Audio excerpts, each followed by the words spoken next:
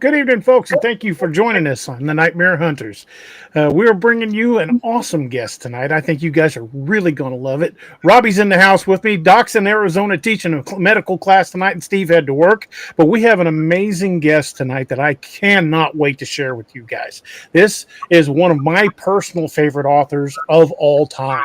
I mean, I would rank this guy up there. He's on the same shelf with Tolkien, as far as I'm concerned.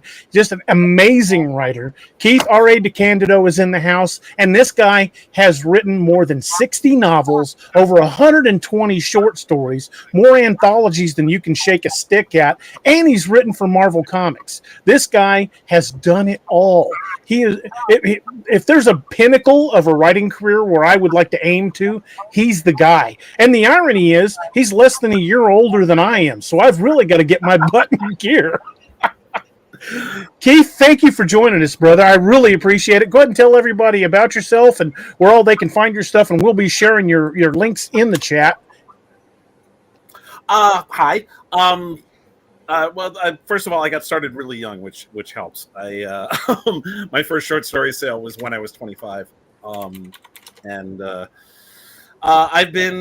I've wanted to be a writer for as long as I can remember. It's funny you mentioned Tolkien.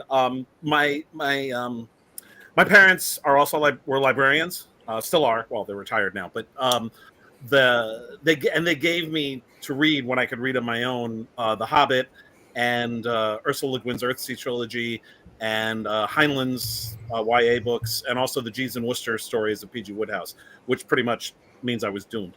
And those are the books that had the biggest influence on me growing up.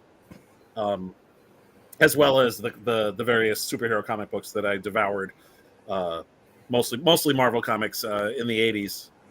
That was during the heyday of things like Walt Simonson on Thor and Chris Claremont on the X-Men, John Byrne on the Fantastic Four, J.M. DeMatteis on doing Captain America, the Defenders, and Marvel Team Up, and Frank Miller, John Romita Jr., all that stuff. Yeah, and that was very formative for me as well. And I started out doing editorial work after I graduated college. I worked for Library Journal magazine, and then later started working for the book packager Byron Price. And that was also how my writing career got started. I wrote some stuff for some of the projects we were doing with Byron that led to doing other things, and here I am. which is a very simplified method of doing it. It's of what I've been doing over the last 35 years. But it's been a long, crazy trip, but it's a lot of fun. I try to keep my hand in a bunch of different things. I still do some editorial work. I haven't been a full-time editor since 1998, but I still do it on a freelance basis. You mentioned anthologies. I've edited 25 or so anthologies, or co-edited, and I still do that, and I still do editorial work for individual clients and occasionally for small publishers and such. So that's freaking awesome, dude. You've got one illustrious career. I mean, some of my favorite of the Star Trek novels are yours. And I'm a huge fan of the Star Trek universe, but some of the for example, we were talking about before the show, the Starfleet Engineers books, yes. Tales from the Dominion War, all of your Klingon stuff, dude. Those were I devoured those books and would go back and read them again. Thank you. The Starfleet Corps of Engineers series was particularly my pride and joy. I was the editor in charge of that for Simon & Schuster, and I developed it with John Ordover, who was one of the staff editors at the time, and then he had me edit the monthly series that followed, and that was just so much fun to do. We had a great time with that series. A lot of people who then went on to do major work in the Star Trek fiction line got their start doing stuff for the Corps of Engineers, including David Mack, Dayton Ward and Kevin Dillmore, Christopher L. Bennett, and William Leisner, some other people. It was a real, and we got in some people who'd done other Trek work as well, like Robert Greenberger and myself. And it was tremendous fun. We really enjoyed putting that series together. Well, you've done a lot of other IPs as well, other than just Star Trek. I About mean, you've done 5 Buffy the different. Buffy the Vampire Slayer, Supernatural. Yes. How many Supernatural books have you done? 3. 3? Yeah, Nevermore, Bone Key, and Heart of the Dragon. Those are mine. I have not read those yet. I will have to get those. And I had a know lot those are ones my wife will like too, because she's a huge Supernatural fan. There were about 17 Supernatural novels altogether. The ones I did, Nevermore took place during the 2nd season, Bone Key during the 3rd, and Heart of the Dragon during the 5th, which was what was contemporary at the time I got the assignments. And one of the things I tried to do in them, when you're writing licensed fiction generally, one of the things you try to do is to try to bring something to the table that the thing you're tying into can't do for whatever reason. In the case of Supernatural, on television, they drove all around the country, and everywhere they went looked just like Vancouver. and and they're always going to like small towns and such. So I've lots of episodes that, like they said, they're in Carthage, Missouri. I'm like, that's not Carthage. No. I've been to Carthage. That's not Carthage. Yeah. In a novel, we're not constrained by where they're filming. So I specifically had the 3 books I did take place here in New York City, where I'm from, in Key West, Florida, and in San Francisco, which are locations that have very distinctive characters. So I could embrace the location in a way the show really couldn't because of that limitation. With Star Trek, we try to create aliens that are a little more complicated, or a little less obviously got people with crap on their foreheads, because we can. We used to refer to it as bumpy-headed alien du jour. Yes. And there are limits. You still have to use human actors. So there's. Whereas in a novel, we are not constrained by that. So that's part of the challenge of it. Of course, that was impossible with Farscape. I did a Farscape novel and a couple short stories and a 3 years worth of Farscape comic books, and the visuals in that show were so amazing. It was a great show. Yeah. And so do you see yourself as more of a sci-fi writer, or do you really not think of yourself in one genre? Most of what I do is fantasy or science fiction, but I also I do a lot of mysteries as well, and I've done a lot that is based. I've done a lot of horror. I don't limit myself in terms of genre. Some of my stuff, mixes a bunch of different genres also. My longest running original series is Dragon Precinct and its sequels, which is a mix of fantasy and mystery. They're police. It kind of reminded me of the Dresden Files. A little bit. It's more high fantasy than that. Yeah. Where's the Dresden Files? With the high fantasy in an urban setting. That's what kind of made me think of the Dresden Files. Yeah, I mean my new series, which I'm going to plug now mercilessly, the Supernatural Crimes Unit NYPD series, which is debuting in October, and which is available for pre-order right now. Just by the way, the link below I just shared. Insert shameless plug here. Yes. That's coming. That takes place in contemporary New York, but there's magic and there's monsters, and there's a division of the NYPD that specifically handles crimes related to that. The main plot involves a particularly powerful wizard who has a nasty ritual planned, and there's also other things like a shape changer who committed an assault. A kappa, which is a Japanese monster that killed his roommate, a naiad and lives in the turtle pond in Central Park who mugged somebody, stuff like that. So, I mean, that's kind of, for my limited knowledge on that, kind of like Alien Nation, where you got that special unit that handles the crimes that the actual aliens committed. Whether kind of, it's. The idea is that there's a subculture of supernatural creatures and wizards and such who have managed to remain mostly invisible. It's not a case it's not like where an alienation where they just showed up and they had to that more like that movie that Will Smith, was it Bright, I think. Right. Yeah. That was actually pretty good. Yeah. Reality. Mine is a little more grounded. It's the idea that they've been sort of living in secret. And keeping a low profile up until what the inciting event in the storyline is that a vampire killed a mayor's aide and was caught on camera. And that kind of, outed everybody in a sense. So they formed a task force to solve that particular murder, and then formed the unit after that. So That's actually a pretty interesting concept. I need to get those and read those. That sounds like something right up my alley. It's just one book so far, and that, like I said, that's up for pre-order right now. I hopefully it will sell well enough to justify doing more books. That's my contract is for one book with an option for more, and if this book sells ridiculously well, then they'll do more. So please pre-order it. It'll be out in hardcover and ebook and audio. Awesome. It's being published by the Weird Tales Presents imprint of Blackstone Publishing, which is Blackstone are the people who currently have the license to do the magazine Weird Tales. Oh, okay. And they also started an imprint. Jonathan Mayberry, Kevin J. Anderson, Greg Cox, Dana Fredsty, and a bunch of others people are doing books for them. That's awesome. Yeah. Jonathan led it off with a book called Necrotech. Plus, we did an anthology. 2023 was the 100th anniversary of Weird Tales. It debuted in 1923, and to celebrate the anniversary, they put out a hardcover anthology called 100 Years of Weird, which is a mix of reprints and new stuff. I have one of the new stories in there. And nice. Yeah, that was a huge honor. That was like, I've been reading Weird Tales since I was a kid, and so that was really fun. I used to read that, back in the 80s and the early 90s. I haven't read it in a long time. I need to start reading again.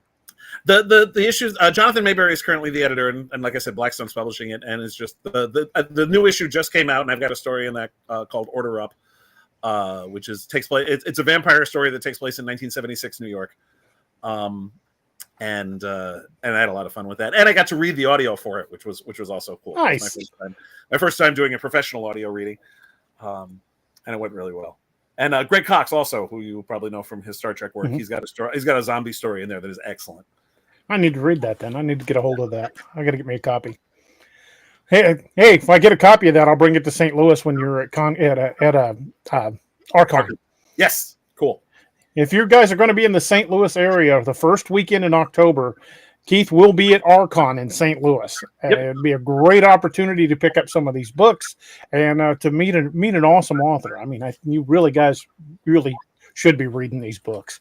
So just out of curiosity, I mean, like I said, I've read a ton of your work. Yeah. What is your favorite that you have done? I get asked that question all the time, and I'm like, yeah, it's always a tough one to answer, but I like throwing it at other people once in a while. Yeah. I mean, it's like asking a parent who their favorite child is, I mean, right now it probably is this, just because I'm really proud of how Supernatural Crimes Unit turned out. That just everything came together really nicely in that book. I love the characters. I love, the story came out really well. And I'm really just enjoying the hell out of writing that world. So that's definitely a candidate. My Star Trek novel, Articles of the Federation, is still a favorite. That came out, 20 years ago now. That was my Star Trek version of The West Wing, which was a year in the life of the Federation president. That's a good one. Thank you. That's one of those books. It's one of my best reviewed books and also one of my worst selling books. It's a very unusual Star Trek novel. It isn't about a ship going on a mission and Starfleet and all that. It's about politics, and it's very out of the ordinary. So a lot of people didn't pick it up for that reason. But the people who did read it really liked it. So, that was fun. There was also, you mentioned I did Buffy books. One of the Buffy books I did was one of my absolute favorite books that I've written. It was called Blackout. And you remember they established that one of the previous Slayers was Nikki Wood, who's the one Spike killed on the subway, and he took her coat as a trophy. I basically did her story. I did an entire novel that did the lead up to her being killed by Spike. So it was basically a Buffy blaxploitation film. If Buffy the Vampire Slayer had been created in the 70s by Gordon Parks instead of in the 90s by Joss Whedon, this is what it would have been. Cue the Shaft music. Basically, yes. I mainlined every blaxploitation movie I could get my hands on before, because I mean, the character was patterned after Cleopatra Jones and Foxy Brown. It was a tribute. That character was a tribute to them. And so I watched those two. I watched the Shaft movies and Hell Up in Harlem and Superfly and all of, Sweetback, and all those films, just to get in the right mode for it. And I also had her in a tribute to the old Hero for Hire comics with Luke Cage from the 70s. I had her living in a small apartment over a movie theater in Times Square that showed westerns, just like where Luke Cage lived, and had his office. That's cool. That's a nice nod. Yeah. So that was tremendous fun. Those it's a tie among those three, I would say, of all the ones I've done. Well, that is just such an amazing body of work. I mean, I can't stress this enough how big of a fan I am. I mean, I hate to be reduced to that on the air, but I am a huge fan. I mean, DA, I'm gonna start calling you Steve if you don't calm down. Because that's how Steve did when Jonathan came on the first time. When we had John Mayberry on the show, my buddy Steve was just absolutely, fangirling out, and that's kind of what I'm doing. But your writing has inspired me in so many ways. I mean, I think one of the things that I've always kind of stood by is literally everything you do as a writer is research, and that includes reading other authors. Because if you're not reading other authors, you're really not helping yourself at all. And I don't think my craft would be where it is today if it wasn't for reading guys like you. Thank you. And I will 100% back that up, because I wouldn't be, I'm only 3 books in, but if it hadn't been for this guy over here, I wouldn't even have had those 3 books in. So, I mean, I 100% agree with that. And, I think he's got the right idea, and I'm sure you feel the same way. It's not all of us against each other, and, that's something we always try to. I always try to, help out other writers in any way I possibly can. Yeah. We're not. I've never understood writers who view themselves as being in competition with other writers. That's right. Silly. There's always going to be. There's plenty of books out there. There's plenty of There's always going to be more books produced, and there's an infinite number of readers out there, and we're not competing with each other. Right. We're just if I could turn my camera around and show my bookshelf over there, there's 1,000 books on there by almost as many different authors. Right. Yeah. Me too. Except the Tolkien category, that's like a one section by itself. Well, one of the things that and Jonathan, you mentioned Jonathan Mayberry. He and I have both done a bunch of things. We're both with a group called the Liars Club, which originally formed in Philadelphia. And one of the things we always try to do is outreach to help and resources to help other writers out. That's what we're here for. We're all here to help each other. Absolutely. Yeah. And I think that's especially like from where I'm at, just starting off. Yeah. The help that DA gave me, and not only DA, but people like Luca Jacobs and Heath Stalkup, they've helped me out.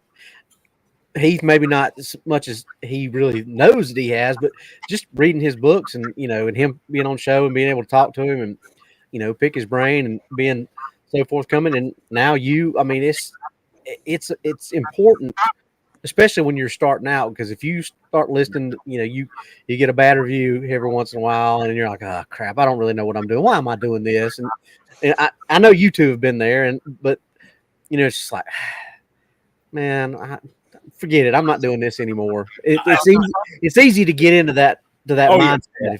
Yeah. I started out as a critic. When I first started writing, I wrote reviews for the Comics Journal, for Library Journal, for Publishers Weekly, before I started writing fiction regularly. And I still write reviews regularly for Reactor Magazine and other places, and such. So I'm in no position to complain if I get a bad review. My only complaint is if I get a review that doesn't make sense, or it's obvious that they didn't read the book or missed a point. If they didn't like what they read, that's fine. Everybody's not going to like everything I do. That's something I would try to tell Robbie, is you can write the most perfect novel you are capable of writing, and somebody's going to hate it. Oh, sure. Yeah, absolutely. That's and that goes the other way. The most popular thing in the world could be something that, you don't like. I never liked The Matrix ever. Like, and I felt like I was the only person in the universe. You know, but the first one, but after that, I didn't like. Well, yeah, no, I'm talking about the first one. That was, you know, and I felt like the only person in the world who didn't like it, you know, and yeah, that's the way it is. You know, I know people who don't like Shakespeare, and they know that that's not Shakespeare's fault; it's them. But still, you know, they just not everything achieves 100% likability, which is fine. You know, that's what makes life interesting. Yeah, I always tell, you know, I've told Robbie this. I've told a lot of the writers that are just starting out. First and foremost, you need to write for yourself, because if you don't like it, no one else is gonna. Exactly. Yeah, you've got to have that enthusiasm for it. That's something that, especially, you know, talking about licensed fiction, you don't have to be like a raving fan of the work, but you have to know the work. Right. And sometimes actually being like an incredible fan of it can be a detriment. Because you sort of get in your own way a little bit, but you have to at least be, you know, a fan of it enough that you enjoy it. Because if it's not something you like very much, it's going to show. I've turned down work because they've been for licensed work in something that I just don't know very well or don't like very much. You know, or I mean, in some cases, there've been a couple of cases where I didn't know it, but I did the research and then came to enjoy. Like, I did a World of Warcraft novel. I knew nothing about World of Warcraft when I was approached, except that it was incredibly popular, and a lot of my friends like were playing it, and I never saw them again. But Blizzard Games sent me like a ton of material, and I really I found parts of the world that I was like, "Ooh, this is interesting. I want to dig into this. Let me play with this a little," and it worked out. Sort of. Not sort of. The book did really well. I did a book called Cycle of Hatred in 2006, which is still my best-selling book. And I know that's because of the World of Warcraft logo on top of the cover and not my name on the bottom of the cover, but I still get the money, so I don't care. But I didn't do any more World of Warcraft books because, and this is a reality of licensed fiction, the person at Blizzard who was in charge of the story stuff and who I worked out the plot of that book and my first StarCraft novel with as well, he left the company. And his replacement and I just couldn't get on the same page. Which happens a lot, you know. The reason why I haven't written any new Star Trek novels in over 15 years is because Marco Palmieri was laid off at the end of 2008, along with like 30% of this. This was right after the crash in 2008. Mm-hmm. So a lot, like 30% of Simon & Schuster's workforce was laid off, and it wasn't based on anything. I think they just like threw darts or something. But Marco got laid off, and his replacements didn't want to hire me for whatever reason, and it happens. You know, my second Buffy the Vampire Slayer novel, The Deathless, I originally sent to the editor who was in charge of the line back in 1999 when I did the Xander year. She didn't go for it. Years later, I did Blackout for a completely different editor, and I figured I dusted off the Deathless proposal and sent it along to him. Says, "Hey, want to do that?" And he loved it. So, you know, it's just, and it doesn't mean that one is a bad editor and one is a good editor. It's just different tastes, you know. Yeah. I would imagine that writing for someone else's IP would be a kind of a daunting task. I mean, at the end of the day, you can't fundamentally change the characters or kill them. I mean, that's true of most fiction anyway. You know, you're not going to be, unless you're George R.R. Martin, you're not going to be killing off a lot of your main characters. Well, I have been referred to as Dr. Death a few times. Fair enough.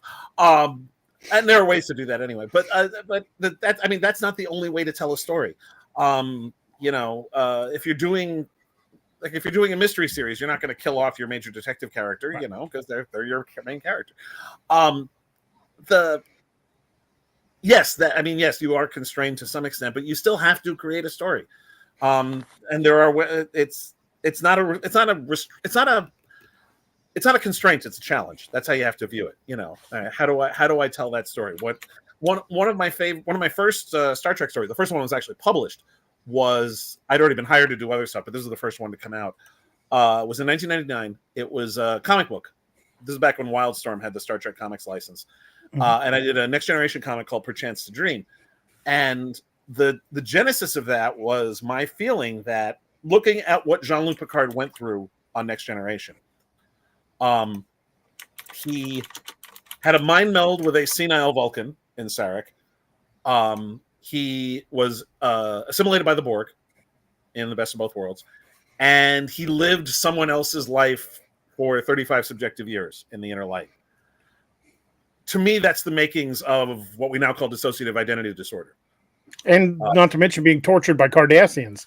Yeah, well, Dude is classic PTSD. Well, yes, that was actually part of the story too. What I basically did I came up with a telepathic weapon, but people with DID at the time it was called multiple personality disorder, and so we used that particular phrase for it. So people with MPD or DID, whatever, were immune to that weapon, and basically the way to stop it was to artificially give Picard DID through a Vulcan mind meld with Dr. Solar in order to combat it. The problem is, after that, Locutus became the dominant personality. Oh. But one of the things that I had him do was the thing they sort of mentally held on to were the four lights from when he was tortured. And I had the artist make sure that in every single panel that was sort of in his mindscape when he was trying to fight Locutus for dominance, there were four lights at the back of each one, at the back of each panel.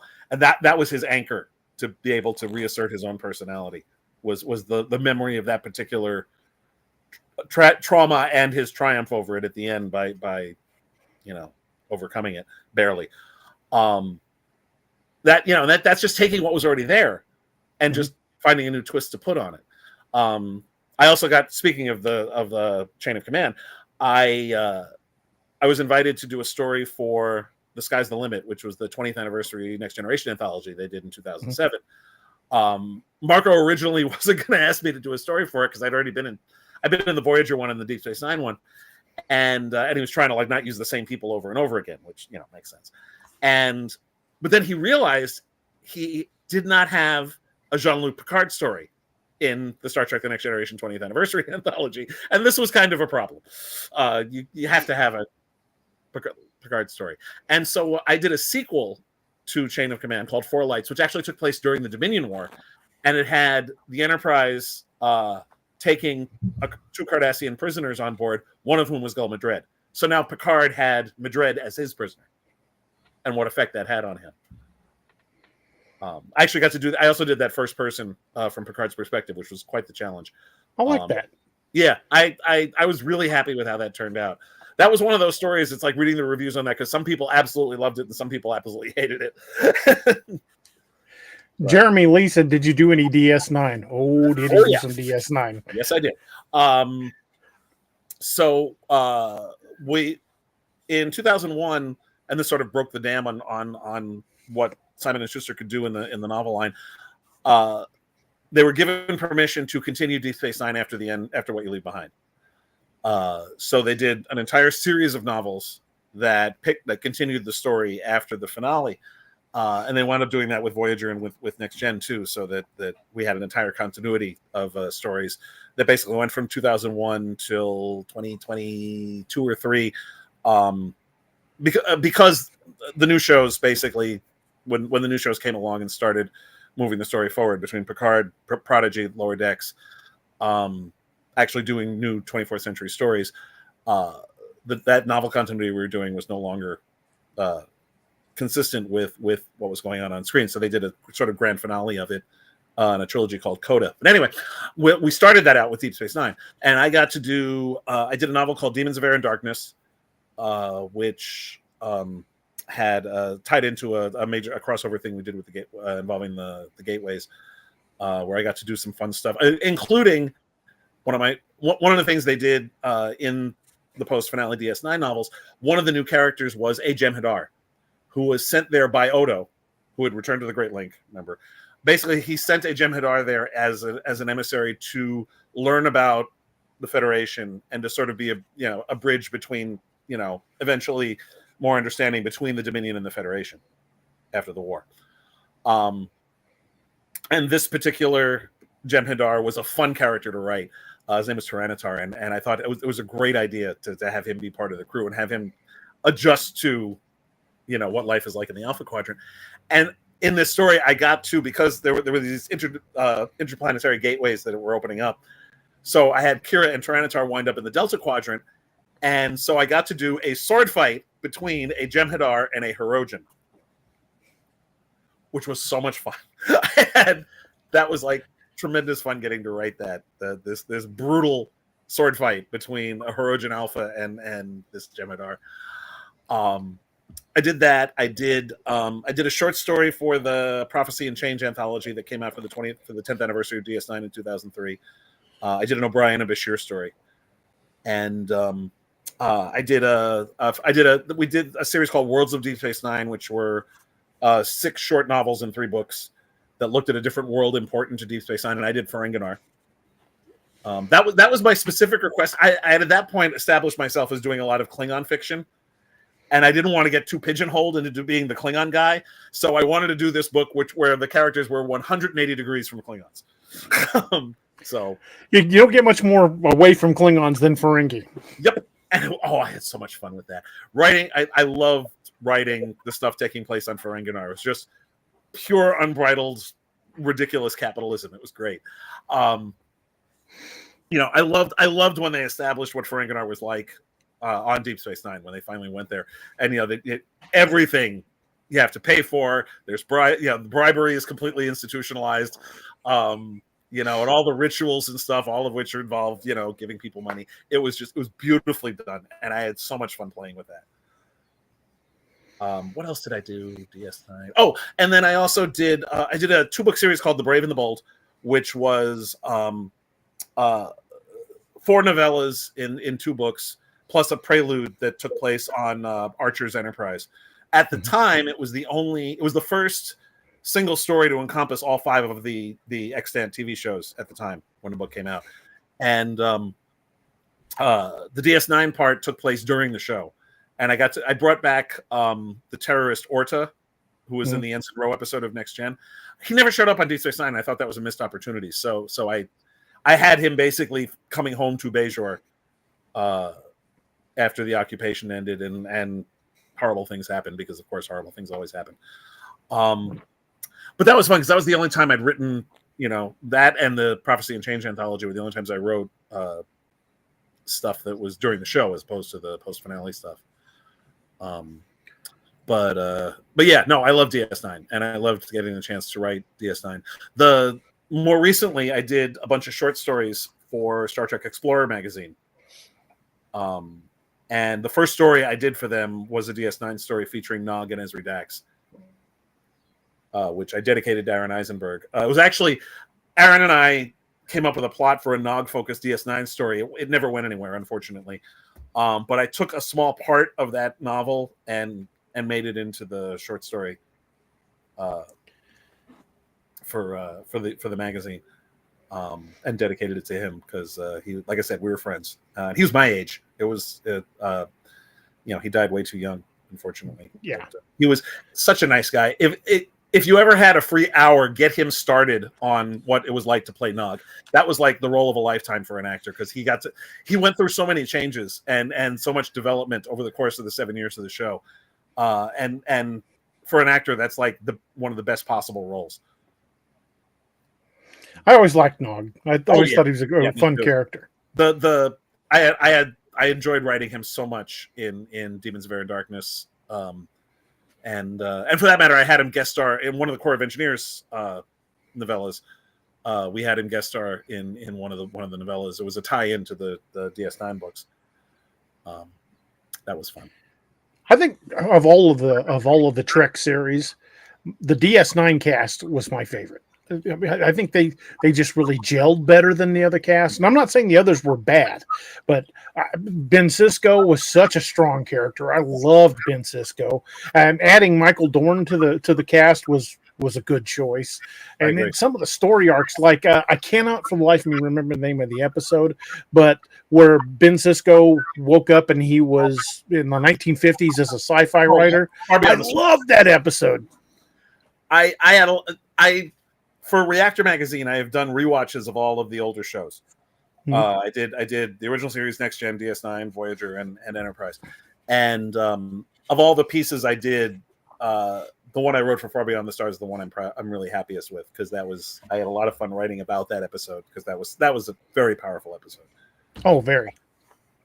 And I mean, one of the thing is, the one thing that has been true of even the Star Trek TV shows that haven't been as strong, they've all had good casts, and interesting characters. That has been consistent throughout every single one of the shows. And it's one of the things that has really held the franchise together, is giving us interesting characters. I mean, I personally, actually, it's interesting. I actually liked Voyager a lot more when I rewatched it than I did when it first aired. Part of it was I knew going in that it wasn't going to embrace the premise the way I wanted it to, which was one of the things that annoyed me back then. But knowing that, I could just focus on what it was rather than what I wanted it to be. And what they often did very well. There were some really good individual episodes and some great characters. And Enterprise, which I never, even rewatching it, I still could not get into Enterprise. But there were still interesting characters, and there were, one thing about Enterprise is they canceled it right when it was really starting to get interesting. Yes, but nobody was actually watching it at that point. And even then, the fourth season was its best season, but it still had a lot of problems. And it started with space Nazis, for crying out loud. And what stormtroopers are. But the television, unfortunately, is not a public service. People have to actually watch the show for you to keep making episodes. And they tried the Xindi arc, they tried doing the multi-part story. And I like the fact that they didn't limit themselves to single hour stories. I liked doing the 2-parters and the 3-parters. I thought that was a great idea. The execution wasn't always at its best, but at least it gave some of the stories a little more room to breathe. But like I said, at that point, it really was too little, too late, unfortunately. And like we were discussing before we started, when you do a prequel, you're really kind of walking on thin ice to start out with anyway. Yeah. I mean that's I really think, and it's funny because it's like I'm hearing the same complaints about Discovery's first 2 seasons and about Strange New Worlds that I heard about Enterprise back in 2001. And of course, a lot of them are the same people who are now saying that it's not as good as it was back in the old days, and they're including Enterprise in what they think is good old Star Trek. It's like, make up your mind, guys. But, for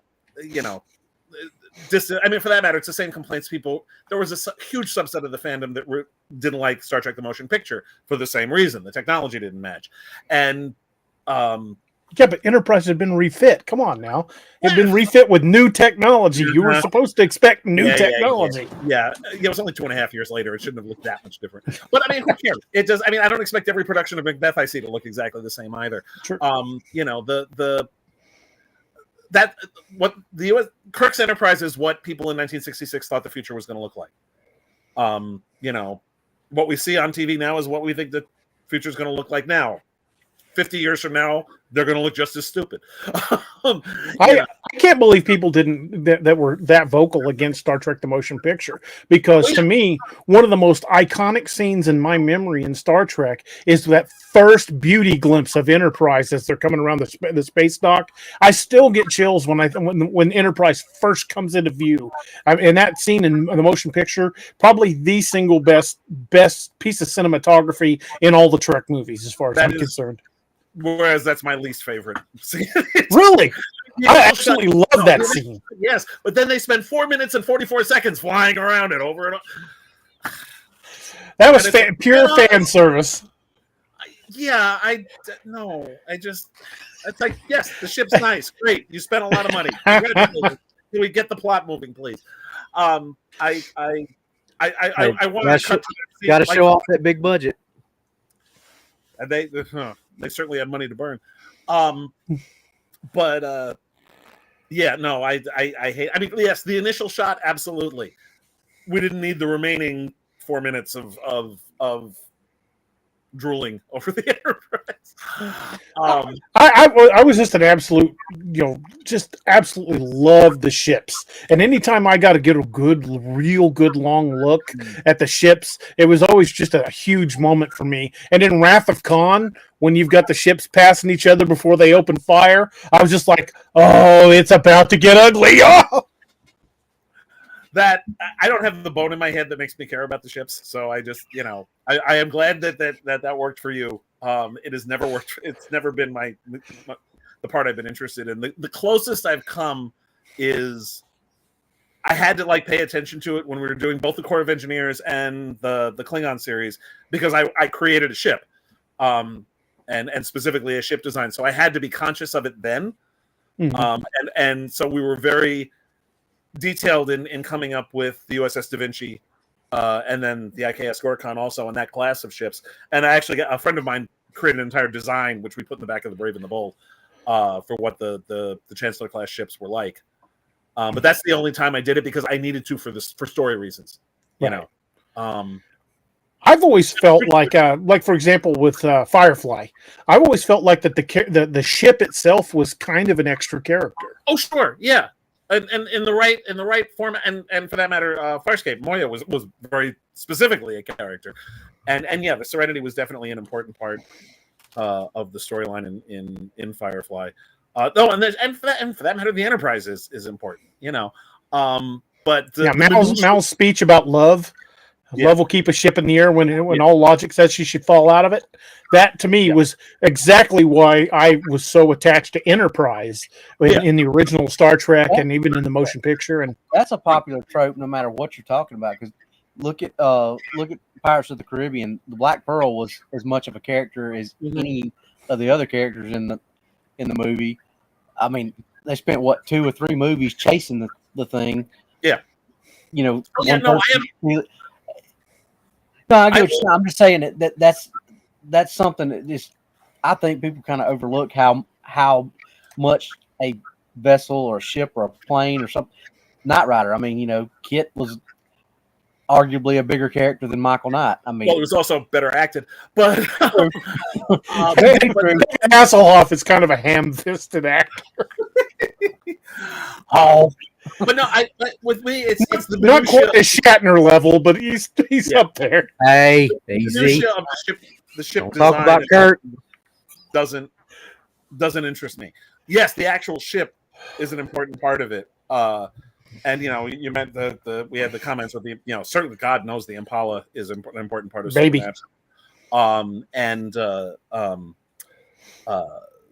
What's its I lost it. The Millennium Falcon from. Oh yeah, thank you. That's what I was going to mention. Yes, the Millennium Falcon. I figured that's where you were heading, because in fact, one of my favorite moments in I forget which one it was. I think it was either in The Last Jedi or it was in The Last Jedi when the Millennium Falcon shows up and Kylo Ren is just destroy that ship, and the sheer hatred. He obviously particularly hated that ship. Mm-hmm. And that all the baggage with his father was all in that one line. But just the importance of that particular ship, the whole Star Wars setup is just that definitely that ship had its own character. Oh yeah, very much so. And that's and for that matter, I in Andromeda, both the Andromeda Ascendant, the big shiny ship, the thing, and also the Eureka Maru, which was Becca Valentine's ship, which was a lot closer to what Firefly was.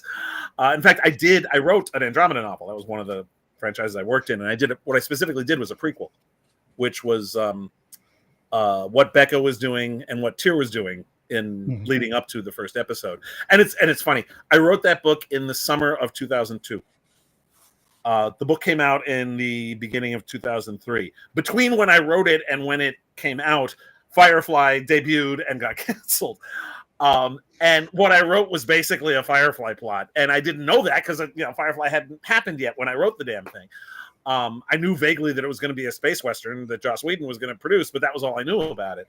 And I'm watching the show and it's like, crap, this is what I just wrote in the Andromeda. And people are going to think I ripped it off. And I didn't. But yeah. There was an old cartoon series from back in the 80s that was kind of like Firefly before Firefly. It was called the Galaxy Rangers. Yep. And it was a space western, and it was goofy, but it was a lot of fun. That setup of a small group of people on a unique ship, that's Firefly, that's Farscape, that's Andromeda, that's Blake 7, that's Cowboy Bebop. That was another '80s cartoon. It was it was a space and where Guardians of the Galaxy. Lost in Space for that matter. It's all the same basic format, and people keep coming back to it because it works. One of the reasons why we put, jumping back to the Starfleet Corps of Engineers, one of the reasons why we put them on a small ship was I didn't want to deal with a huge crew. I particularly didn't want to deal with a huge crew where the same 7 people did all the stuff. That's one of the things that always irked me about a lot of the Star Trek shows is you've got, especially on Voyager, where there were these people were all stuck there. It was the same group of people. You've got a crew of 1,000, you've got a crew of 400, you've got a crew of 200, whatever it is, but the same 7 people are doing everything. And so with I specifically wanted for the Corps of Engineers to have a crew of only about 42 people. That was it. I did not want to have a huge crew of extra people who didn't do anything. There was just, and I wanted to make sure everybody got something to do. Not like every single person, but at least as many as possible, to make it clear that there was everybody on the crew had something to do.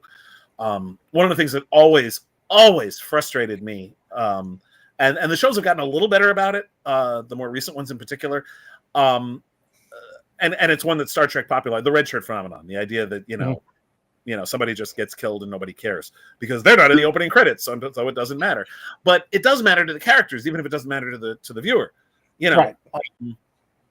A perfect example, one of doing it well, was on Discovery when Arian was killed. To the viewers, she was just one of the people on the bridge that we didn't really know very well. But to everybody else on that ship, that was their crewmate. It's going to matter to them that she died. Right. Whereas way too often, especially on television, you get people who people's response to when somebody is hurt depends on what their billing is and how much screen time they have and whether they have a speaking part, which is not how that works. The characters don't know who is a main character. And it's something that I've always been very passionate about, is that every character is somebody's sibling, somebody's child, somebody's parent, somebody's friend, somebody's lover, whatever. And even if they're not that important to the overall story, they're still a person who should be mourned, right? By somebody. And one of my favorite tricks that Chris Claremont always has done in his comics, and it's something that I noticed in his X-Men comics when I was a kid, was he would give you only in 2 or 3 panels, you would get to know a character, and then he'd kill him. And it actually matters then. It's like you spend a little bit, getting to know who this person is, getting a feel for them, and then you kill them, and then it matters more. And it makes the person who killed them even more evil if they think they didn't just kill some extra person. Well, a character death, if done right, not only really gets your readers emotionally invested, but it really draws people in. But like, oh my God, nobody's safe. Yeah, exactly. That's one of the lessons I took to heart from Jim Starlin. Jim Starlin said every great story starts with a death. Well, that's certainly true. I mean, I write murder mysteries, so of course it always says. I had somebody complain because she read Dragon Precinct and then read Unicorn Precinct. It's like, every book starts with somebody dying. I said, it's a murder mystery. How the hell else is it going to start? Good point. I read an interview one time with Mickey Spillane, and they asked him, they said, well, when you're writing a story and things start bogging down, what do you do to get things going again? He said, well, whenever I get stuck, I just have a couple of thugs kick the door in and beat up the main character. Yeah. That's always a good thing. Or you just jump ahead to where the interesting stuff happens. Put in a scene break or a chapter break or whatever, and it's like, nothing interesting happens, so we'll skip that. The beautiful thing about being the creator of it. Yep. Yeah, I always happened exactly how I meant for it to happen. I've seen writers say, well, I had to do this. No, you didn't have to do anything. You're God.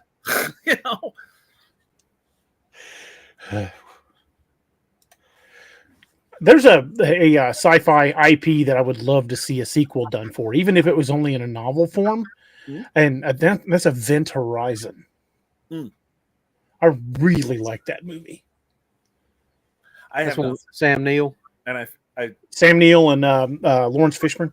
Yep. Yeah. No, I have not seen that. I'm That's sorry. pure sci-fi horror. I failed my nerd card here. I saw a video about that the other day that was and I can't remember what universe they were tying Event Horizon in with a nut. Maybe I want to say maybe it was couldn't have been Aliens, but they were tying it in with another franchise. Another franchise, and it was a really compelling argument for how they tied in. But I can't. Right. I had it, and when you said it, it just left me. It'll come back around. Well, if you think of it, let me know. I will. Yeah. I'll go back to my history if I have to, because I watched the video. So I'll go back to my history and find out which one it was. Yeah. What's your favorite genre to write in? I keep writing police procedurals, so it kind of has to be that. I love doing fantastical police procedurals, and sometimes I've actually written a couple of straight up ordinary police procedurals.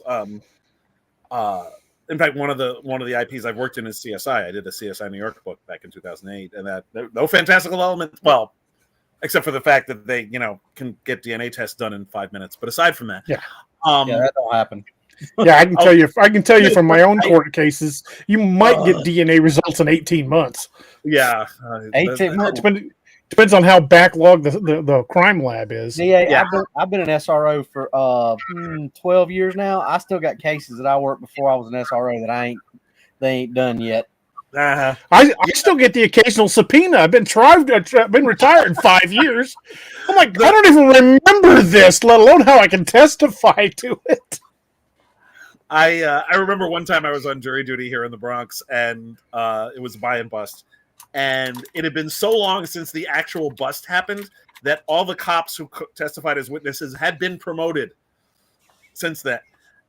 And I mean, we found the guy guilty, and it's like, dude, why didn't you just take a freaking plea deal, man? You would have been out by now. Yeah, no kidding. But anyway, I always try to make the procedure as accurate as possible. For this book, I got 5 different people who worked for various police forces or for crime scene investigation to look it over. And I'm sure I still screwed some stuff up because I always screw stuff up. And sometimes you have to for the purposes of the story. Yeah, sometimes you've just got to take dramatic license. Yeah. But I'm pretty sure I got most of it right. And I've gotten compliments from actual cops over my procedural stuff. But I enjoy doing that. And I especially enjoy the juxtaposition of the day-to-day life of what an officer of the law has to deal with with these fantastical elements thrown in and what that effect that would have.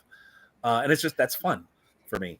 And so that's, I keep coming back to that. I've done, I've got Dragon Precinct, which is in a high fantasy setting.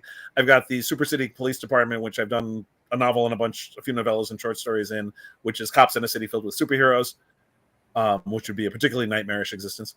I've got SCU, which is modern New York, but there happen to be supernatural creatures.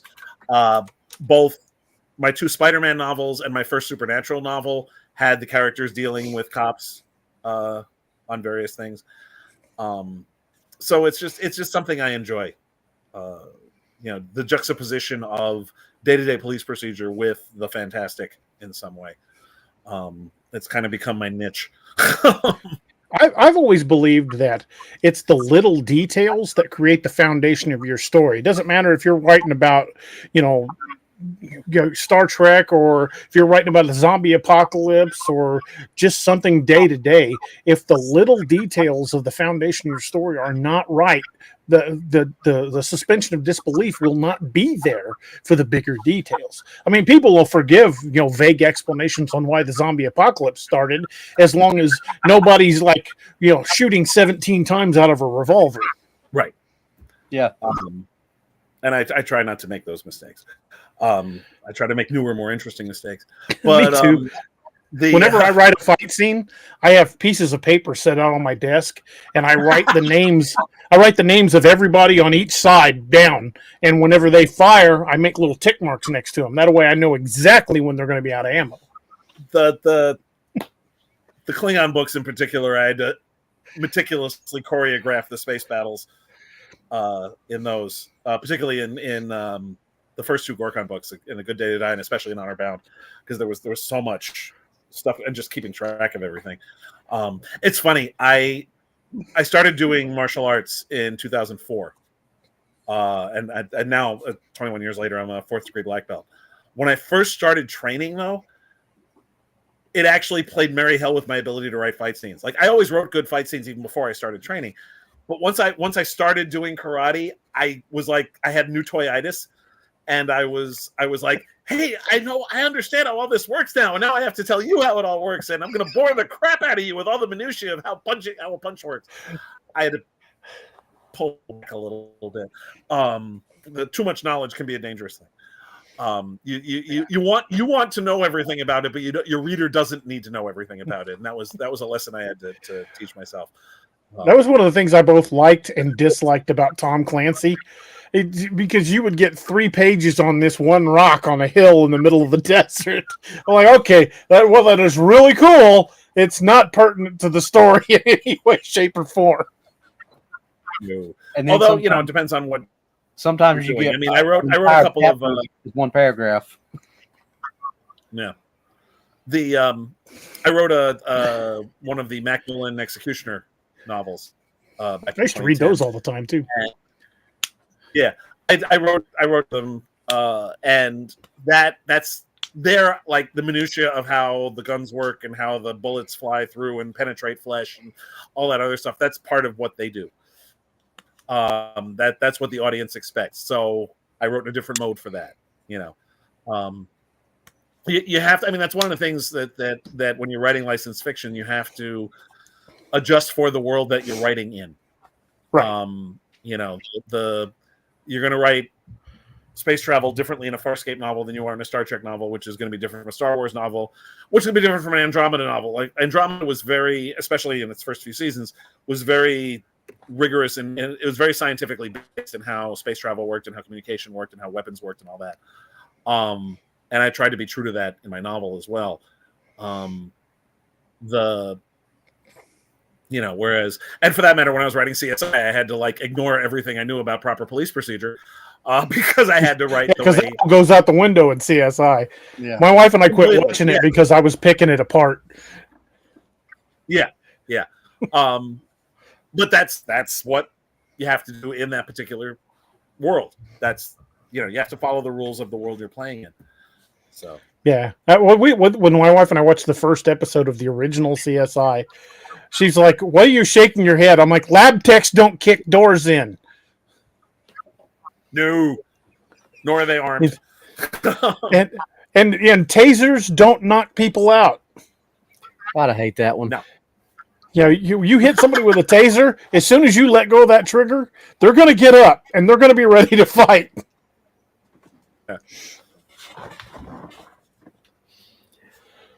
Yeah. Most of those cop dramas like that, I know you dealt with it too, DA. People like take their fingerprints and you know who they are. That's all you need to know is their fingerprints. You're like, listen. Well, assuming you even get a good print, exactly. But according to those shows, it doesn't matter what happened. You can get fingerprints as long as somebody touched something. That's it. Yeah, I hate shows like that. That's made it so hard. I specifically in my CSI book had them find a fiber at the crime scene that was a black, half cotton, half polyester fiber, which narrowed the suspect field to 75% of the people in New York City.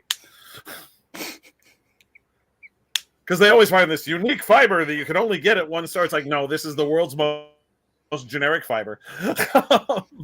This is of absolutely no evidentiary use whatsoever. Because that's most of what you find. Most of the crap you find that they collect is of little or no use, but they have to collect everything because you don't know what's going to be of use until you pick it up. Case in point, 6 years ago, I was a detective in Seneca, bigger department, just next county over. We got to break in at a church.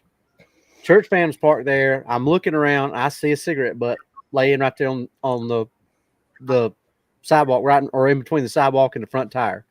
So I asked the pastor of church, I said, does any of your patrons smoke, or you get a smoking it? He said, no, nobody smokes around here.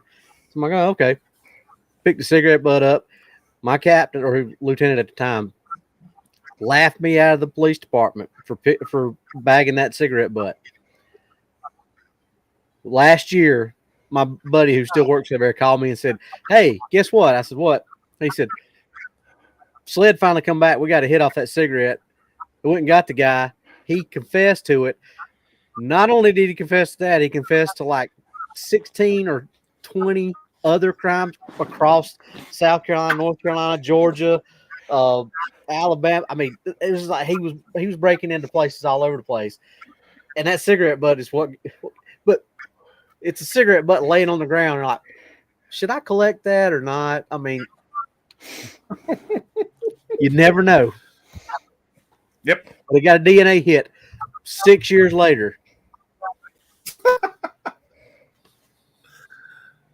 Yeah. But you never see stuff like that in CSI. No. Because to some extent, you've only got an hour to tell the story, Yeah. so you have to accelerate some of it to some degree. They I got get that supercomputer downstairs. I mean, that supercomputer's. Yeah.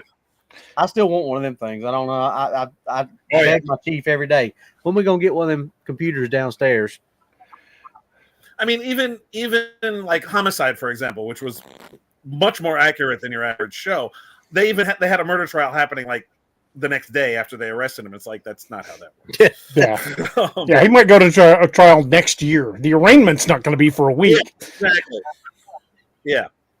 But, it just sometimes you got to, just for the dramatic purposes, you've got to accelerate, I slapped the cuffs on this guy one time, and I was transporting him to jail for the officer that was investigating the scene. And I get him in the back of the car, and he just starts talking. I mean, telling me everything.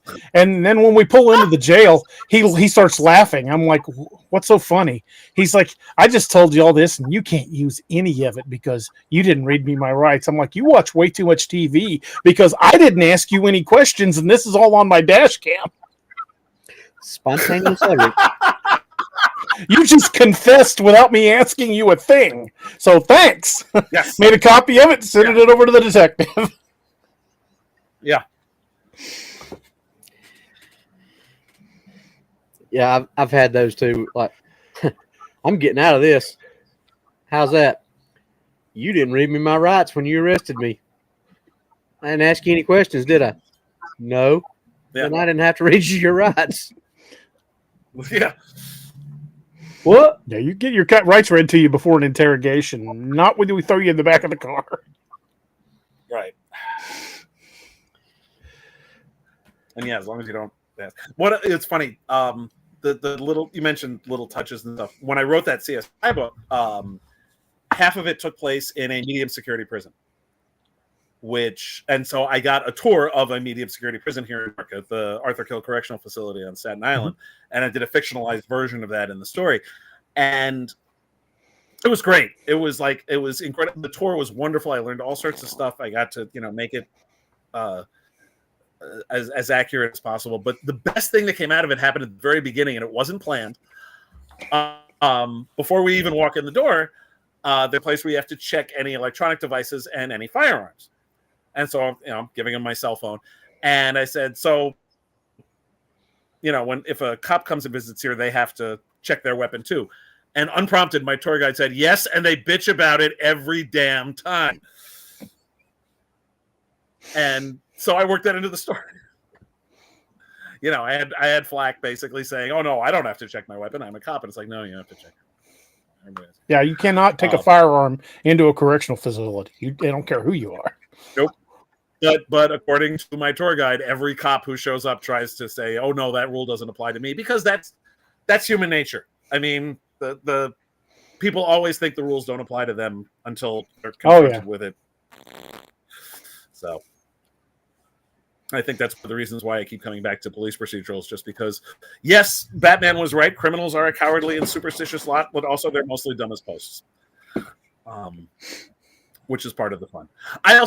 One of the things I like writing is, conversations between people. That's one of the things that is always a big focus of my work, is just the natural conversations that happen between colleagues, between friends, and between people who work together and or people who work against each other even. And so writing an interrogation scene in particular is something I really enjoy. That verbal dance between a detective and a suspect. Those are my favorite scenes on Homicide, where the scenes in the box. And when I'm writing the precinct books, or when I was writing the CU, which you can pre-order, he says, plugging his book again, or and we will drop the link again. Any of the procedurals that I've done, the questioning of the witnesses and of the suspects is tremendous fun to write. That verbal dance. Two of the stories that I've done for that were in my first short story collection called Tales from Dragon Precinct. My first collection of those stories, anyway. Two of the stories in there purely were in the interrogation room. Just one of the detectives and a suspect, and it's just the two of them in the room. And just writing those as short stories was tremendous fun.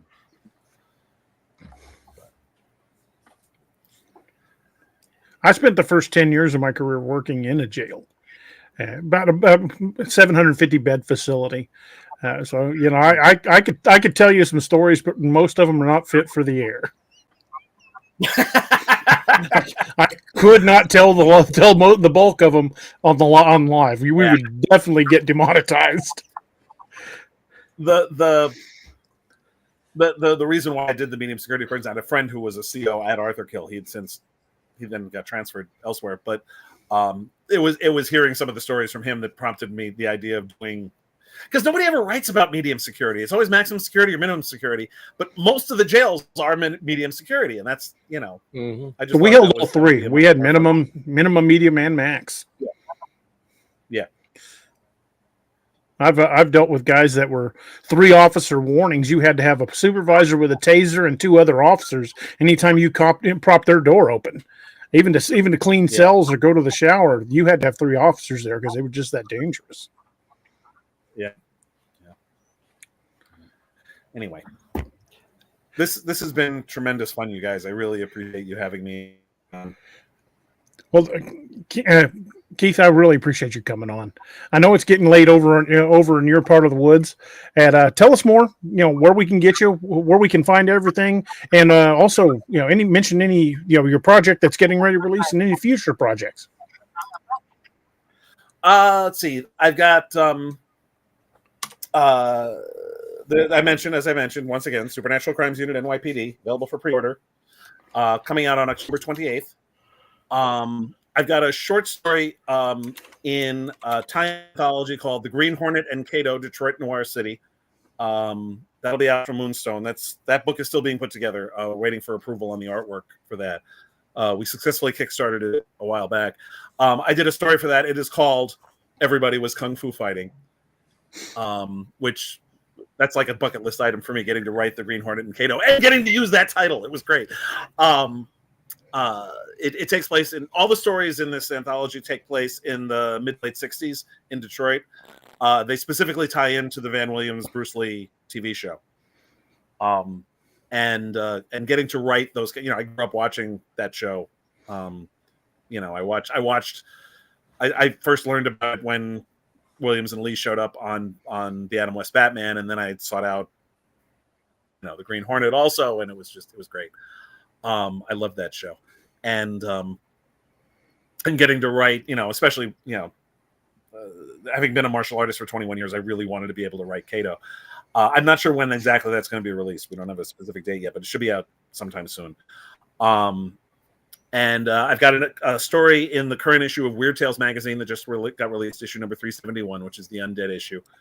A story called Order Up, which is as I said, it takes place in New York in 1970s, and it's a vampire story. The whole issue is all undead creatures, zombies, vampires, ghouls, and revenants, and so on.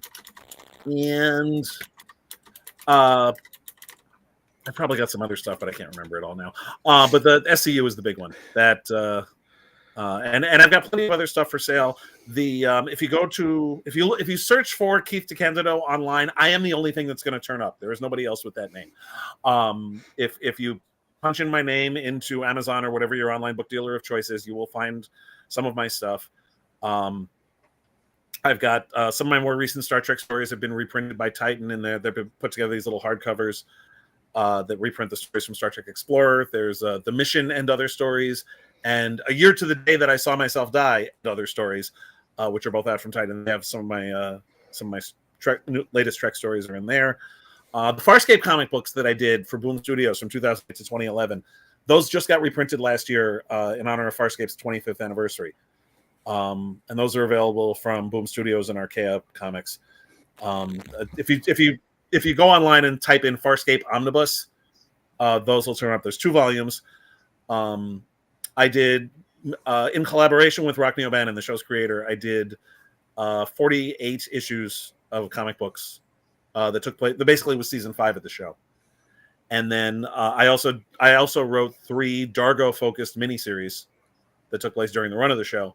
And Rockney and David Mack of Star Trek novel fame did an 8-issue Scorpius miniseries also.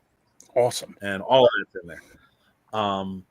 I did a Resident Evil comic book, graphic novel called Infinite Darkness: The Beginning that just came out earlier this year. A lot of anthologies. I've got stories in the Sherlock Holmes anthologies, Cases by Candlelight, volumes 2 and 3, Eliminate the Impossible, Multiverse of Mystery, and a lot of other stuff. If you follow me online, I am very easy to find. I am on Facebook. I am on Instagram. I'm on Threads. I am on Blue Sky. I am on the site that Elon Musk bought and ruined, and whatever he's calling it these days. Still on there somewhat. I have a blog because I'm old, and which I update fairly regularly. You can also find my work on Reactor Magazine. Currently I've been doing a Babylon 5 rewatch. I'm just finishing up the 3rd season. Toward the end of the 3rd season, I've got a couple more episodes to go in that. That's every Monday at reactormag.com. And I'm also reviewing the new Star Trek episodes as they come out. So currently I'm doing reviewing the new episodes of Strange New Worlds as they're released. And I'll be covering the other stuff as well. And I write other stuff for them as well. I have a periodic... from 2017 to 2020, I did the Great Superhero Movie Rewatch for them, where I reviewed every live-action movie based on a superhero comic book. And every 6 months to a year or so, I revive it because they keep making more of those. So, this year, I'll be doing, in December, I'll be covering Kraven the Hunter, Captain America, Brave New World, Thunderbolts, Fantastic Four, First Steps, and Superman. And also Steel Guard 2, Red Sonja movie. All of those will get covered at the end of the year. Nice. So you've got a lot of work cut out for you in the coming months. Some, yeah. Oh, and I'm in the middle of writing right now. This is something that I got kickstarted earlier this year. It's called Dragon Precinct Origins. It's a short story collection that does the backstories of all of the main characters in the Dragon Precinct series.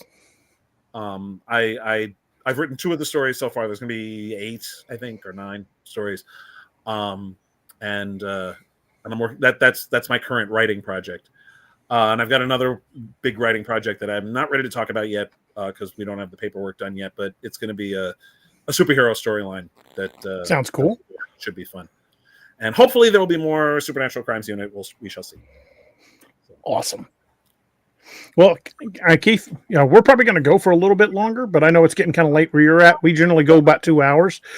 Dude, thank you so much for hanging out with us and sharing your work with us and your time. And you were welcome back anytime. Next time you've got a project coming out, we would love to help you promote it.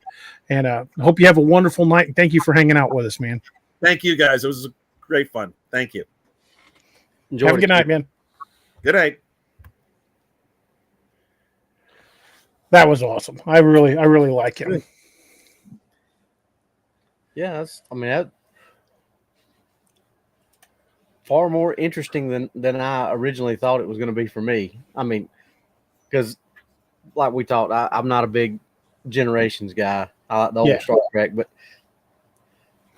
it was interesting. He's written a lot of stuff that I think I would probably like. I'm really curious about this NYPD thing that he's got coming out. I think I want to read it. Yeah, I think it's going to be fun. Little Patty, All I can say at the moment is maybe. And if we do, it's probably going to be on the Patreon only or just for members of the channel. We haven't decided yet. We're looking at it. We're looking at doing the redneck readings again. But since the books are all available on audio, it's not a big priority now. So I will say probably the Redneck Reading Association will come back, but it'll be different than it was before. And also probably will either be for just channel members or Patreon or both. Whew.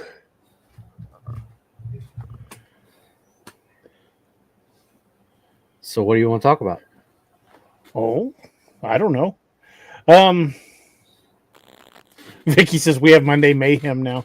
So since I got everybody's attention, what did you guys think of Monday Mayhem? I've received some feedbacks. I've got some messages on it. I've mostly good feedback, but I've had a couple negative comments as well. So what did you guys think of Monday Mayhem?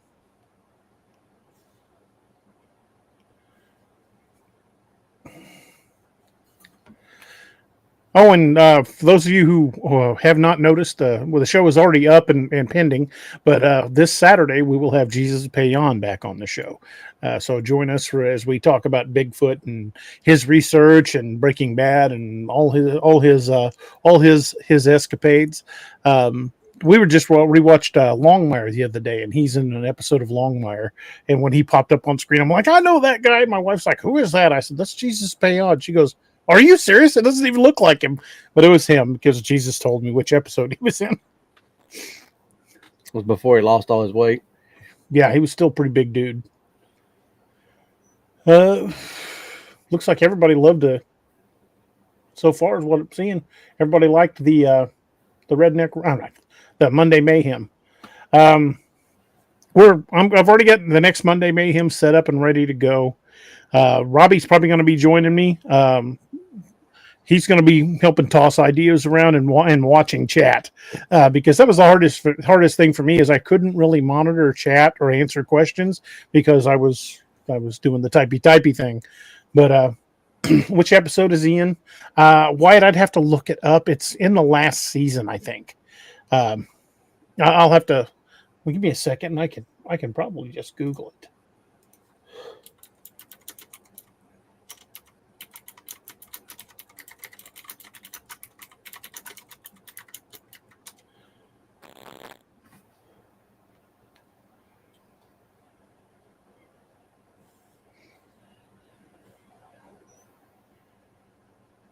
He's in the.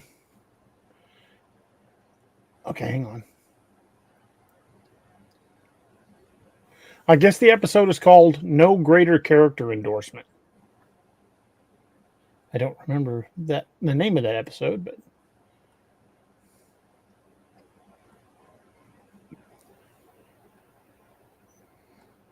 He played a character named Jace.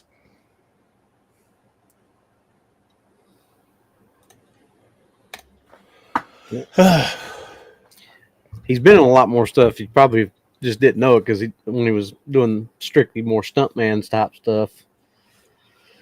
So he's probably got a lot larger list than what most people would think. Oh yeah, he's done a lot of stuff. He was a stuntman, an actor, writer, public speaker, Bigfoot researcher. He's in a lot of projects. And he's just a hell of a lot of fun to talk to. Oh, yeah. We had a blast the last conference we were at together. I don't think either one of us got much done because they're cutting up and talking and goofing off. Just a guy says, DA, do you have any new cryptid stuff for us? Weird death sighting stuff of that sort. Pretty much, all the time we get, sighting and reports and stuff like that. The fun part to be about that is we'll actually talk about that when we're doing a cryptid show. We've got some more stories to share, and there's always more showing up online. And I get a couple in my email, a few a week at least. So we'll definitely be sharing more of those. Robbie, how's the new book doing? I mean, how's book 3 selling, or how is Yeah, the new one you're working on, as well as the one you just released.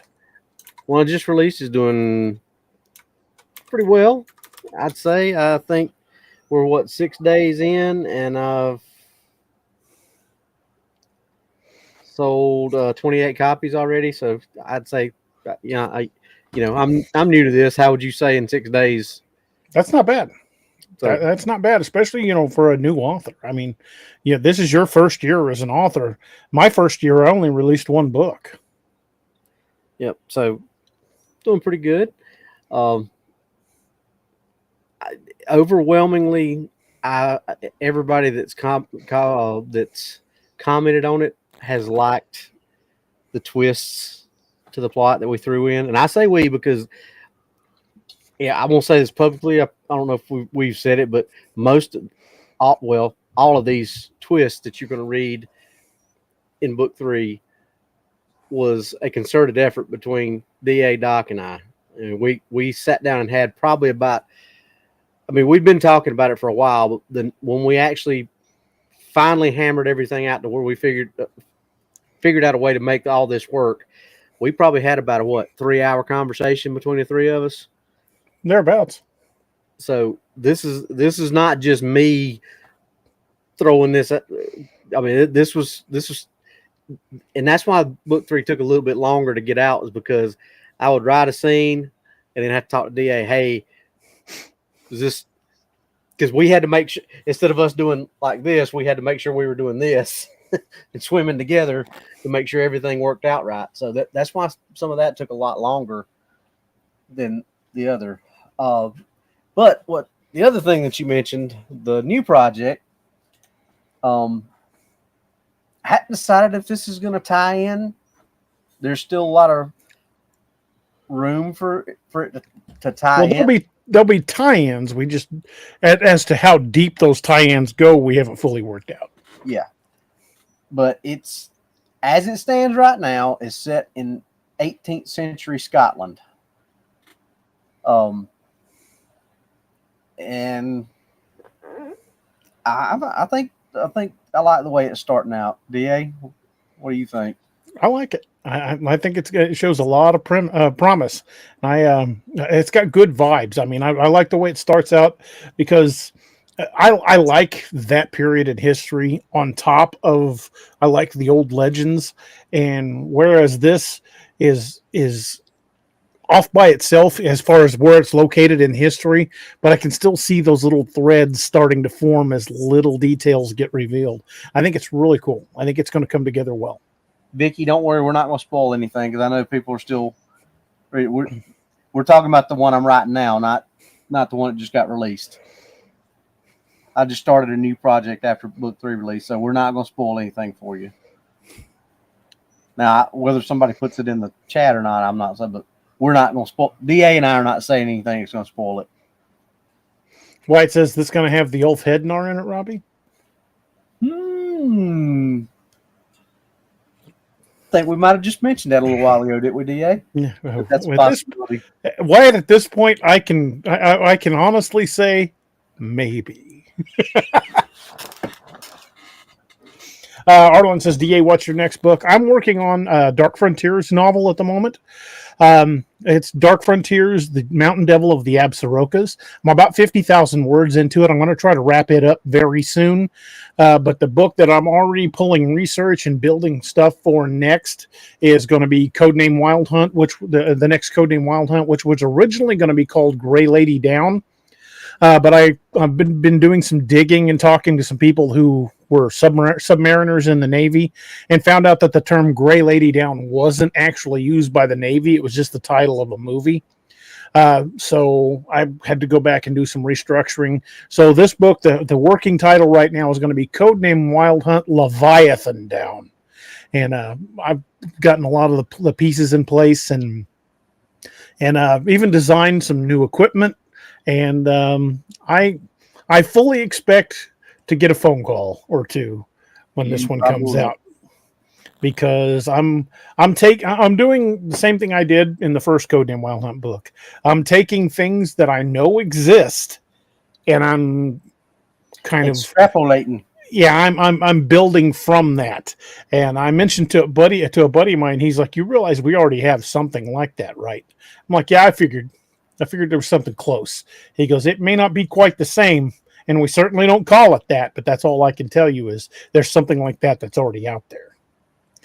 So when I release this, I fully expect to somebody to go, "How did you learn about this?" And the truth of the matter is I literally just took what I know we could do and took it to the next logical progression. Oh, and to throw a little bone about Absarokas, there may be some those of y'all who are finishing reading book 3. You may see some stuff in the Dark Frontiers book that may be a little bit familiar from Just maybe. Cat. Just look for them. Maybe. Me and DA like hiding Easter eggs. Yeah, sure do. We like those Easter egg hunts. So, never know what you're going to run across. I would say, yeah, you're definitely going to find some familiar bits, but also I think Mountain Devil of the Absarokas is a little different too, insofar in it's really kind of different for the Dark Frontiers books. It's more isolated, they're more cut off, and I think this one's really going to resonate because not only are they in it up to their eyebrows, they can't really rely on any backup.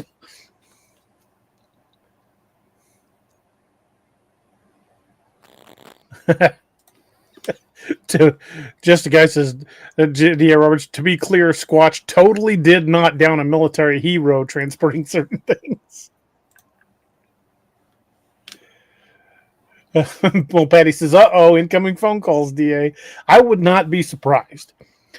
And to the bush that regularly changes shifts out by the front of my house, I am not planning on going missing anytime soon.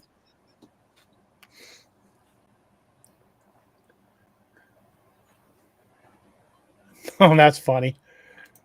Toshi says, "Also, I have to say this about some of Doc's lines in all the books. I need the Googles and a dictionary beside me to translate what he's saying half the time, but I still laugh at it too." You ought to try writing it.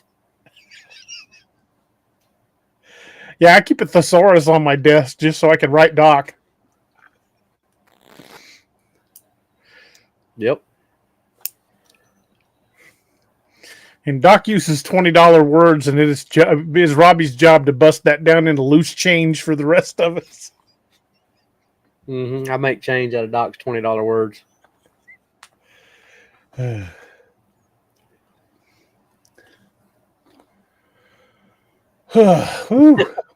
Barry says, "I need a cross-reference book to keep up with who, when, where, and why."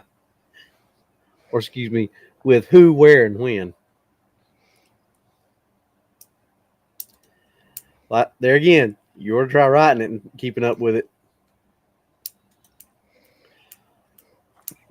Yes, Leslie. This is all for entertainment purposes only. Because the last conversation DA and I had about this part of it was like, are you going to use this one here? I don't know. What if we use this one there? Maybe. I hadn't thought about it yet. Damn it, we need to think about it.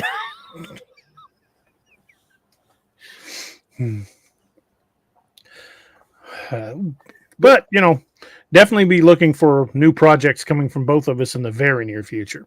Yep. I'm hoping to get Mountain Devil of the Absarokas done in the next week or so. The sooner I can get it done, sooner I can get it out. So I really need to get cracking on getting that done. Arlen says, DA, unfortunately, sometimes there's not enough change. Jed's had a couple hundred years to practice up on how to make change out of them words, though, so he's pretty good at it.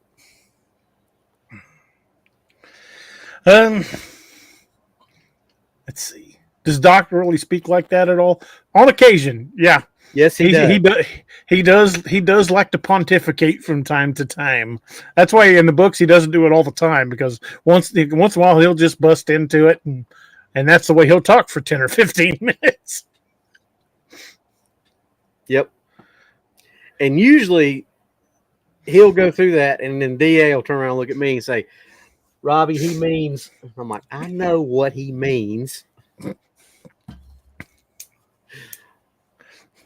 And that, I think some people think we're joking when we say that 90% of the dialogue between us, it actually has usually happened. Or at least a version of it. Yep.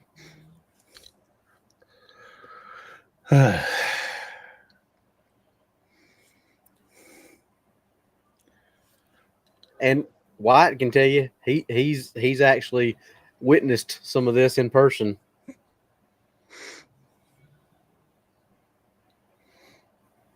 He's witnessed the real world back and forth between Jed and Doc. Yes, he has.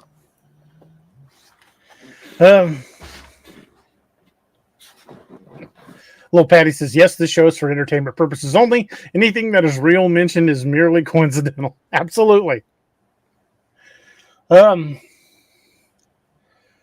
I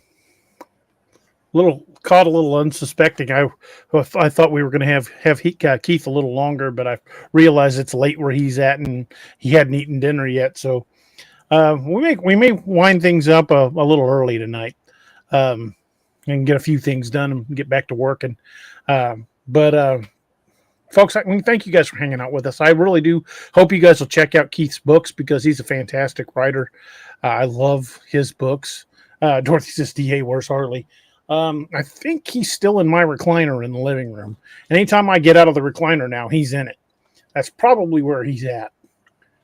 But like I said, I think we're going to wind things down and end them a little bit early tonight.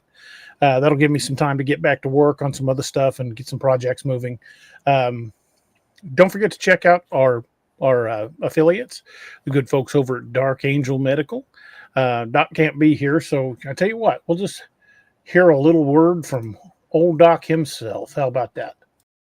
Hey everybody, this is Kerry Pocket Doc Davis from Dark Angel Medical, and you are listening to DA Ex Machina with DA Roberts. You may recognize me or some of my products from Dark Angel Medical in some of the Apex Predator, Lakeview Man, and Wild Hunt books, and you can get those products at www.darkangelmedical.com, along with training classes on how to use those products and save a life.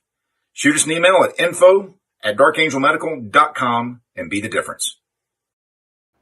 And don't forget to use discount code CRYPTID20 for 20% off your entire order. And check out the good folks over at Scallywag Tactical. Our discount code over there is DA Roberts 10. Get you 10% off your entire order. Damn good blades for every occasion. And also check out the good folks over at SigwoArms.com. If you're hoping to get a Codename Wild Hunt themed pew pew, this is what mine's going to look like. It's not quite done. They're still working on it. But I think it's going to be awesome. I can't wait to get it and play with it. It's going to be a lot of fun. I need to go over there tomorrow and check on them. I was supposed to be getting some more merch to give away, so you guys can get a chance to win some stickers and hats and maybe a t-shirt or two if they've got them in. But Robbie, tell us where we can find your books. You can find my books at Amazon.com. They're also all three available on Audible. And soon we're working on NightmareHunter.com is what it's going to be. Yes, NightmareHunter.com. NightmareHunter.com. The NightmareHunter.com. The NightmareHunter.com. When DA gets everything worked, that's going to be a one-stop shop for all our stuff. My books, your books, Doc stuff, Sigwo, Scout. They're going to be able to get pretty much a link to everything, right? Yeah. So hang on for that. We're working on getting that, or we as in DA, it's working on getting that done. But for right now, same place you find DAs, find them on Amazon. DA and I were talking before the before Keith came on. Might be some other stuff, some other area or some other platforms for the books that I'm going to test out to see how it works. If I do that, I will let y'all know. If it works out good, then maybe DA might jump into that too. Just kind of broaden our horizons a little bit, just to see how it. Toshi said just started a book. Well, appreciate it, Toshi. Hope you enjoy it. So yeah, and like DA said, he's hopefully gonna get that next Dark Frontiers book out. Hopefully, I've got the prologue done on this one that we're talking about, so I was waiting for him and I to be able to talk to see what direction we thought this might need to go. And I think I got a good idea which way I want to go with it now. So I'm probably going to start on that one tomorrow and start seeing if I can get a couple chapters done in that. So I'll be sending that out to my wolf pack when I get first couple chapters done, see where we go. Because I'm kind of in that, it could stay where it's at time period wise, or it could go a different route. Kind of really didn't know which way I wanted to go with it yet, but I think I figured it out now.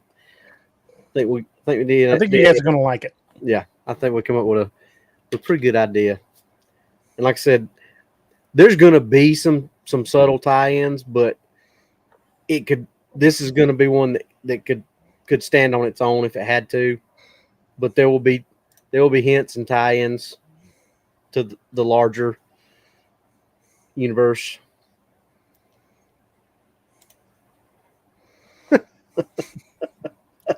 That's a good one. I like that. Thank you. I guess that's a good compliment. Yeah, I like it. I think it's funny. I'm shocked that people enjoy the messed up stuff inside here. I never thought that I would be somebody that people would enjoy listening to my stories or reading my stories or whatever medium you choose. But I'm appreciative. And folks, you can find all of my books on Amazon.com or daroberts.net.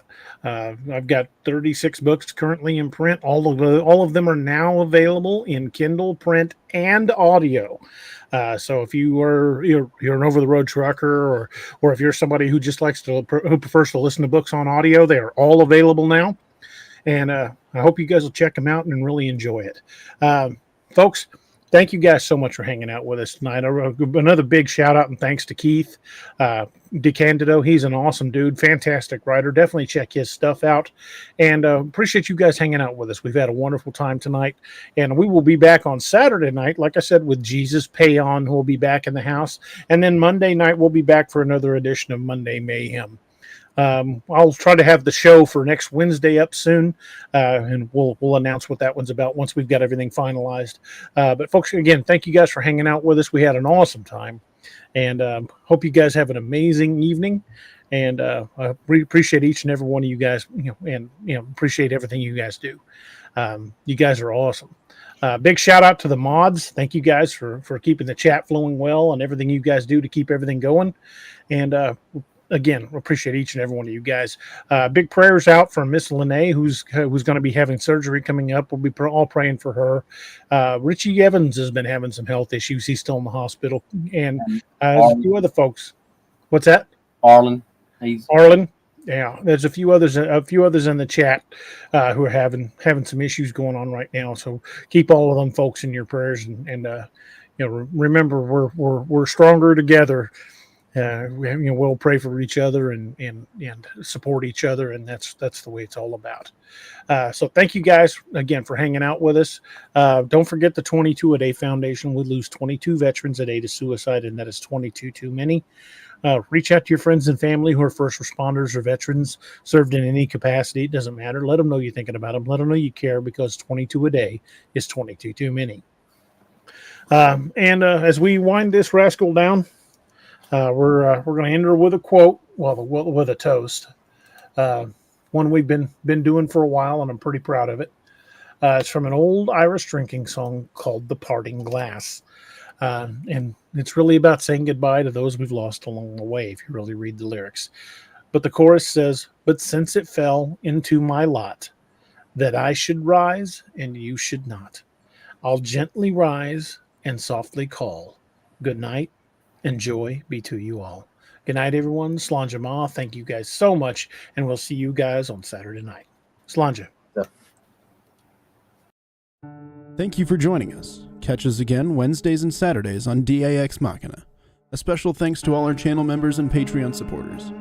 Please make sure to like, share, and subscribe.